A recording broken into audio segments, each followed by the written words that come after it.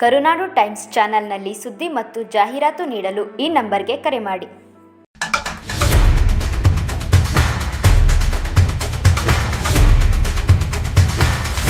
ಪಕ್ಷದ ನಿಷ್ಠಾವಂತ ಕಾರ್ಯಕರ್ತ ಬಂಧುಗಳು ನಿಸ್ವಾರ್ಥವಾಗಿ ಇವತ್ತು ಈ ಪಕ್ಷಕ್ಕೆ ಸೇವೆಯನ್ನು ಸಲ್ಲಿಸಿದ್ದೀರಿ.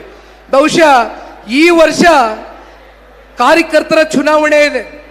ಈ ಕಾರ್ಯಕರ್ತರ ಚುನಾವಣೆಯಲ್ಲಿ ನಮ್ಮ MP ಚುನಾವಣೆಗಳಲ್ಲಿ MLA ಚುನಾವಣೆಗಳಲ್ಲಿ ನೀವು ಯಾವ ರೀತಿ ದುಡಿಮೆ ಮಾಡಿ ನಮ್ಮನ್ನು ಶಾಸಕ ಸ್ಥಾನಕ್ಕೆ ಕರೆ ತಗೊಂಡು ಹೋಗಿದ್ದೀರೋ ಅದೇ ರೀತಿ ಈ ಬಾರಿ ಬರ್ತಕ್ಕಂಥ ಗ್ರಾಮ ಪಂಚಾಯಿತಿ, ತಾಲೂಕು ಪಂಚಾಯಿತಿ, ಜಿಲ್ಲಾ ಪಂಚಾಯಿತಿ ಚುನಾವಣೆಗಳಲ್ಲಿ ಪಕ್ಷದ ಕಾರ್ಯಕರ್ತರ ಕೈಗೆ ಅಧಿಕಾರದ ಚುಕ್ಕಾಣಿಯನ್ನು ಕೊಡಿಸ್ತಕ್ಕಂಥ ಪ್ರತಿಜ್ಞೆಯನ್ನ, ಶಪಥವನ್ನ ಇವತ್ತು ಸನ್ಮಾನ್ಯ ದೇವೇಗೌಡರು ಸಾಹೇಬರು, ಕುಮಾರಣ್ಣವರು, ರೇವಣ್ಣ ಸಾಹೇಬರು ಮುಂದೆ ನಾವೆಲ್ಲ ಕಾರ್ಯಕರ್ತರುಗಳು ಇವತ್ತು ನಮ್ಮ ಕಾರ್ಯಕರ್ತರ ಜೊತೆ ನಿಲ್ತೇವೆ ಅಂತಕ್ಕಂಥದ್ದನ್ನ ಈ ಸಂದರ್ಭದಲ್ಲಿ ಬಹಳ ಗಟ್ಟಿಯಾಗಿ ಹೇಳಲಿಕ್ಕೆ ಬಯಸ್ತೇನೆ.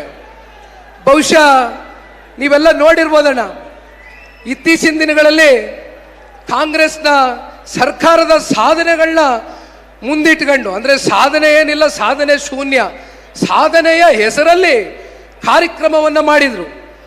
ಆ ಕಾರ್ಯಕ್ರಮ ಅವರ ಸಾಧನೆ ಬಗ್ಗೆ ಮಾತನಾಡೋದಕ್ಕಿಂತ ಹೆಚ್ಚಾಗಿ ಸನ್ಮಾನ್ಯ ದೇವೇಗೌಡರು ಸಾಹೇಬರು ಹಾಗೂ ದೇವೇಗೌಡರ ಕುಟುಂಬವನ್ನ ಯಾವ ರೀತಿ ನಾವು ಟೀಕಿಸ್ಬೋದು, ಜಿಲ್ಲೆಯಿಂದ ಓಡಿಸ್ತಾರಂತೆ.